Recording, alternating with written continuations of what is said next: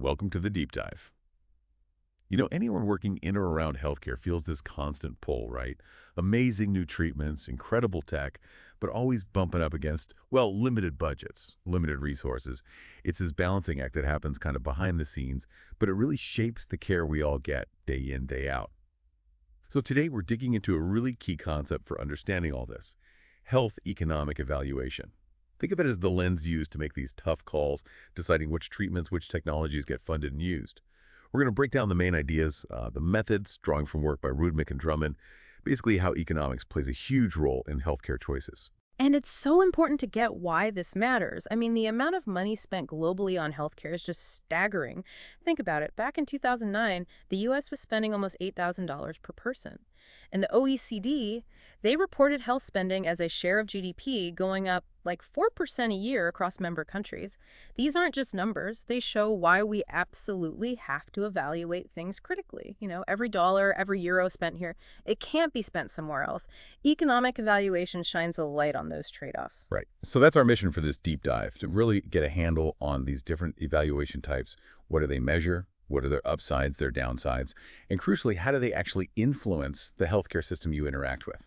Let's start right at the beginning then. What exactly is economic evaluation in healthcare? Well, the source puts it pretty clearly. It's the comparative analysis of alternative courses of action in terms of both their costs and consequences. So basically, you're weighing up different options, not just by what they do clinically, but also what they cost. And zooming out a bit, the whole reason we do this is scarcity, right? There just isn't an infinite pot of money or resources in healthcare. Exactly. It's finite. So this isn't about just finding the cheapest thing. It's about figuring out the most cost-effective way to use those limited resources. Think about a surgeon who wants to use a new device. It works better, maybe, but it's way more expensive. Yeah. They've got to make an economic argument to the hospital, right? Show that overall, compared to what they do now, it provides good value. It's about giving decision makers the info they need to spend wisely. Okay. And generally, these evaluations, they fall into two big buckets: trial-based studies and modeling studies. That's right. And we'll touch on methods within both of those today. Great. So let's start with maybe the simplest one, although it sounds like there's some debate about it: cost minimization analysis, CMA. Yeah, CMA. It does what it says on the tin, really. It just compares the costs of two different ways of doing something.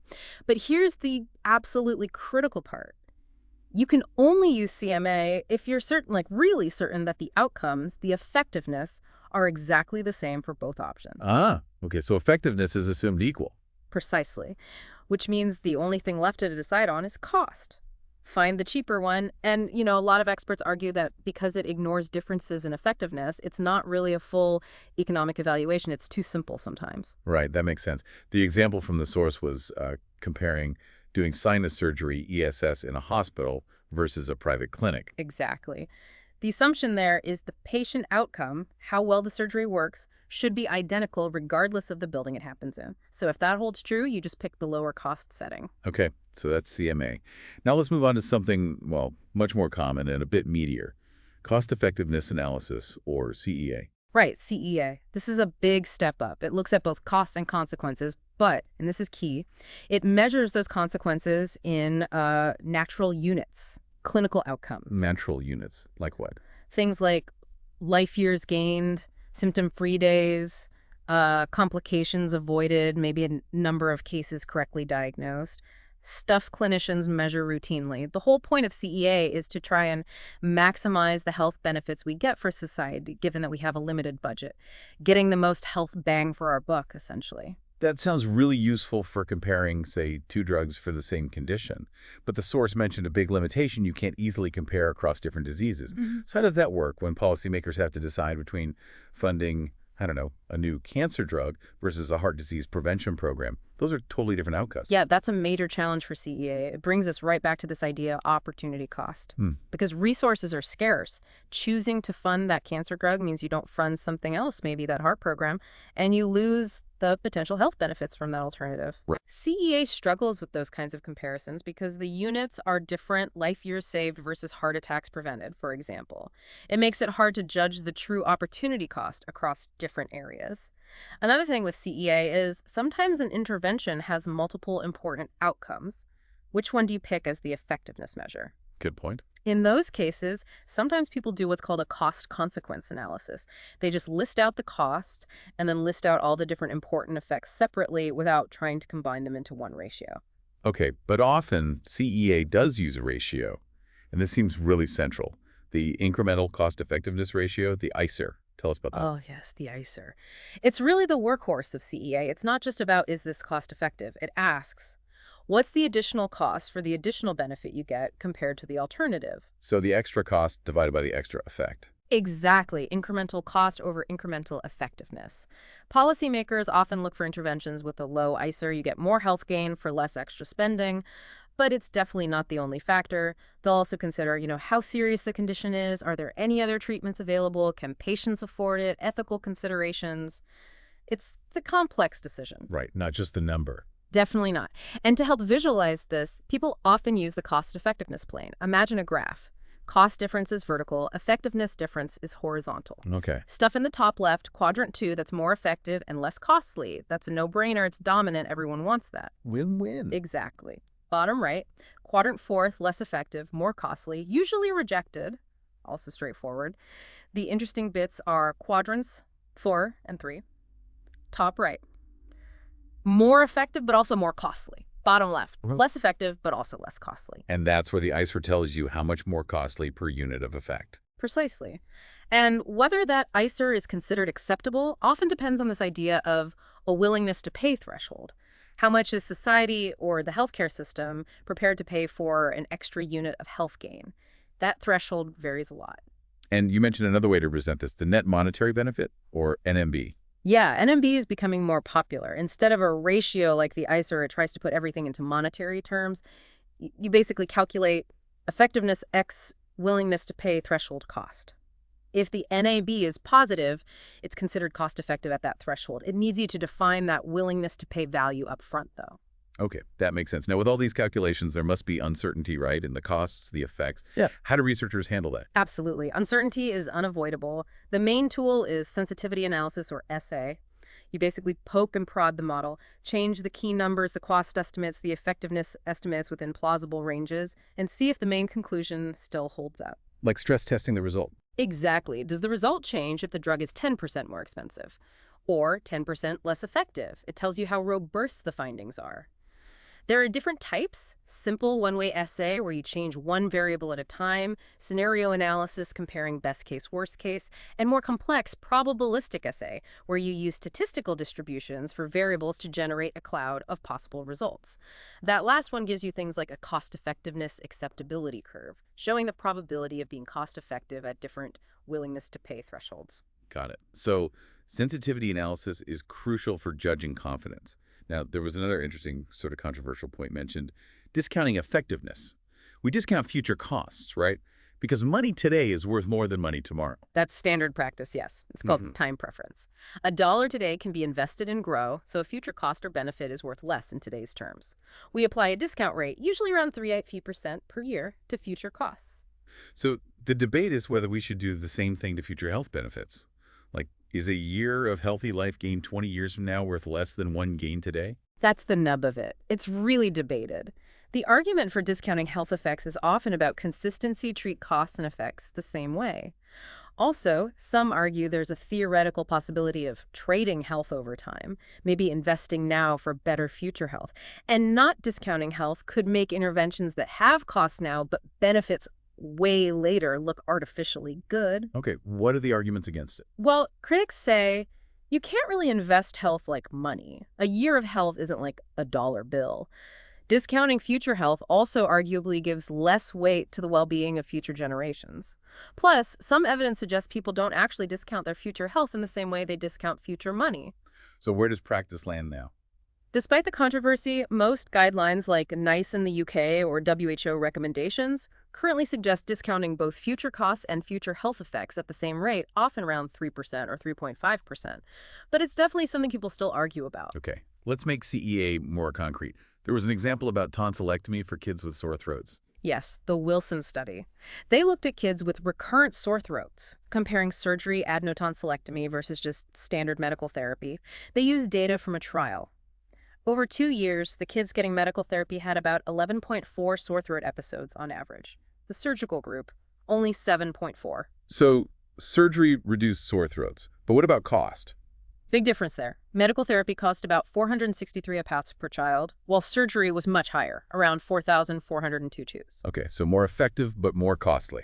This is where the ICER comes in. Exactly. They calculated the ICER as 261 forced sore throat episode avoided. Their conclusion was basically that surgery costs more upfront, but it prevents a decent number of sore throats, about 8 episodes saved over 2 years, at what they considered a reasonable extra cost per episode avoided. That's the kind of info that feeds into treatment guidelines. Right, clear example. Okay, moving on from CEA, let's talk about cost utility analysis, or CUA. What's different here? CUA adds another layer. It specifically tries to measure the patient's preference for being in a certain state of health. This preference is turned into a number, a utility score. Usually this scale runs from 1, meaning perfect health, down to 0, representing death. And the main outcome measure in CUA is almost always the cost per quality-adjusted life year, or QALY. Okay, so utility scores and QALYs. Yeah, You mentioned CEA struggles to compare across different diseases. Does CUA handle that better? that's its main strength, yes. Because CUA uses this common currency, the QAY, it allows you to compare interventions for completely different conditions. You can compare a QLOY gained from a cancer treatment to a QALY gained from managing diabetes. So it gets closer to measuring that opportunity cost we talked about. Exactly. It lets policymakers weigh up, say, investing in mental health services versus physical health services using a common metric. These utility scores, by the way, are often measured using specific techniques like time trade-off or standard gamble, where people make hypothetical choices, or more commonly now, using standardized questionnaires like the EQ5D, HUI, or SF60. Let's unpack the QALY itself a bit more. Quality-adjusted life year. How does it work? So it's basically calculated as the length of time spent in a particular health state multiplied by the utility score, that 0 to 1 value assigned to that health state, So it combines quantity of life. with the quality of that life, right? It captures gains from treatments that extend life, reducing mortality, and gains from treatments that improve health without necessarily extending life, like reducing pain or disability, improving quality, morbidity. It bundles both into one single number. Think of it as measuring years lived in perfect health equivalent. Okay, that sounds really comprehensive. But are there downsides or limitations to using QALYs? Oh, definitely. QLIs are powerful but not perfect. One issue is with chronic diseases, people might adapt to their condition over time, so their utility score might change, which is hard to capture accurately. Another big one is the lack of a clear, universally agreed upon cost per QALY value threshold. We hear figures like $50,000 or $100,000 per QALY in North America, or 20, 30,000 pounds in the UK, but these aren't usually official fixed rules, and they vary a lot. So deciding what's worth it is still tricky. Very. Plus, actually measuring those utility scores takes extra effort and resources compared to just using clinical outcomes like in CEA. There's also a technical debate about potential double discounting. If people implicitly discount future health when giving their utility score and then analysts discount it again, Yeah. well, you get the idea. And what about fairness or equity?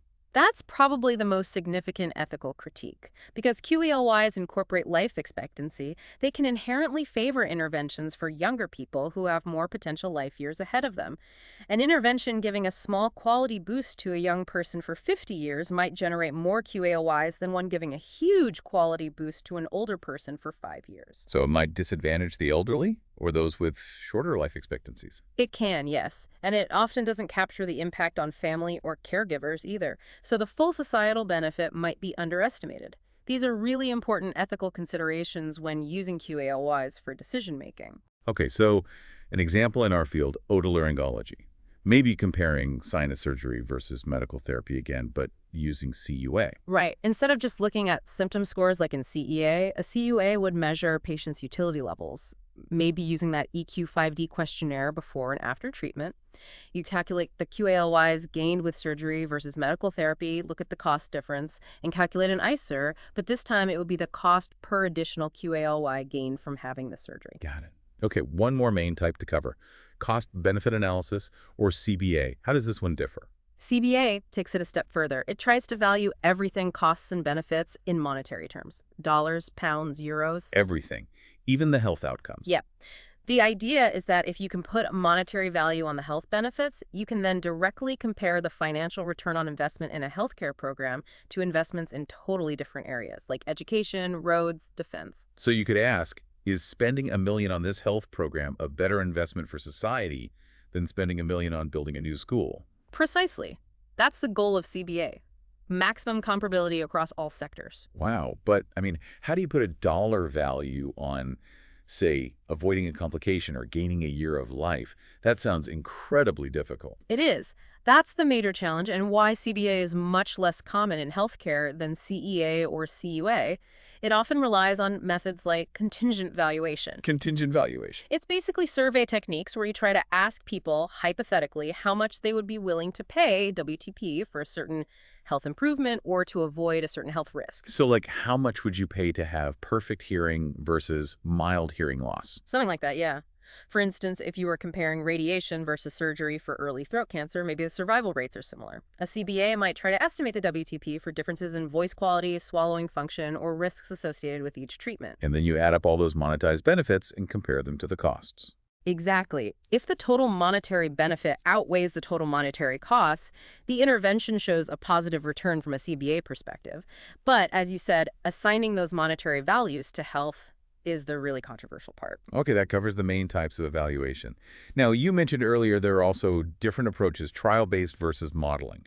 Let's talk about economic modeling. How is that different? Right. So the evaluations we've discussed so far, like the consolectomy study, are often based directly on data collected within a single clinical trial. Modeling is different. Modeling synthesizes evidence from multiple sources, maybe several trials, observational studies, cost databases, expert opinion, and puts it all together into a mathematical framework or simulation. It's a way to estimate long-term costs and effects when a single perfect trial doesn't exist or isn't feasible. Okay, so it's about building a picture from different pieces of evidence. What's one common modeling technique? A common one is decision tree analysis. We touched on the idea earlier. Right, the map of choices. Exactly. You start with a decision like treat with drug A or drug B. That's a decision node. Then for each option, you map out the possible outcomes. Patient gets better, patient has side effect, etc. Those are chance nodes, each with a probability attached. And costs and effects for each path. Yep. You assign costs and effectiveness values, like probability of cure, or QALYs, to each branch. Then the model sort of rolls back the calculations from the endpoints to the beginning, giving you an average expected cost and expected outcome for choosing drug A versus drug B. It's very visual. But you also said it has a limitation, particularly for ongoing conditions. Yes, the big drawback of a standard decision tree is that it assumes everything happens at one point in time, or within a relatively short, fixed time frame. It doesn't handle ongoing processes or conditions that evolve over many years very well. So not great for something like managing diabetes over decades. Exactly, but it's still very useful for more discrete decisions, like the example in the source from Rabelais et al. They used a decision tree to look at using PTCT scans versus standard neck dissection for surveillance after treatment for advanced head and neck cancer. In that specific scenario, the model showed PTCT was the more cost-effective strategy. Okay, so if decision trees struggle with long-term conditions, what's the modeling solution for that? That's where Markov modeling comes in. It's specifically designed to simulate processes over time. How does it work differently? Instead of just branches, a Markov model defines a set of distinct health states a patient can be in. For example, for a cancer patient, well, no disease, local recurrence, metastasis, dead. The model then simulates patients moving between these states over time, usually in fixed cycles, like every year. And the movement isn't random. No, it's based on transition probabilities. The likelihood of moving from one state to another in each cycle. For example, the probability of someone in the well state developing a recurrence. Patients accumulate costs and health outcomes, like QALYs, depending on which state they are in during each cycle. So it can track costs and benefits as they accrue over, say, 5 years, 10 years, even a lifetime. Precisely. It's much better suited for chronic diseases or situations where health status changes over long periods. Like the other head and neck cancer example, the Scher et al. Study. Yes, that's a perfect example. They used a Markov model to compare using CT versus PECT to decide on adjuvant neck dissection after initial treatment. They simulated patients moving through states like no disease, recurrence, metastasis, and death over 5 years. Their model found that using PTCT to guide the decision about neck dissection was actually dominant. It led to better outcomes and lower overall costs compared to using CT alone. That really shows the power of modeling for complex, long-term scenarios. So wrapping this all up, it really hammers home that core point. Healthcare resources are limited. They're scarce. We simply can't do everything for everyone. And that's why this whole field of health economic evaluation is so incredibly important. It's the toolkit we use to look critically at different treatments and approaches, to Yeah. try and make sure we're using those precious resources wisely, implementing the most cost-effective ways to manage health. Absolutely. And I think for anyone listening, clinicians, policymakers, patients, anyone involved in healthcare, understanding these basic principles, these different methods like CEA, CUA, modeling, Yeah. it really improves your ability to read the literature critically. It helps you understand the why behind certain decisions. And ultimately, it empowers you to participate more effectively in conversations about value and resource allocation in healthcare. You get the language, you understand the trade-offs. Definitely. So thinking about everything we've discussed, the different methods, the challenge of measuring things like quality of life with QALYs, and especially those equity concerns, the way QALYs might inadvertently disadvantage certain groups like the elderly, or maybe not fully capture the struggles of those adapting to chronic illness. It leaves us with a pretty profound question, doesn't it? When we try to put health outcomes into numbers, into costs per QALY, what responsibilities do we have as a society to make sure that our pursuit of economic efficiency doesn't end up overshadowing fairness or the needs of the most vulnerable? What really stands out to you about the ethics of putting a price on health?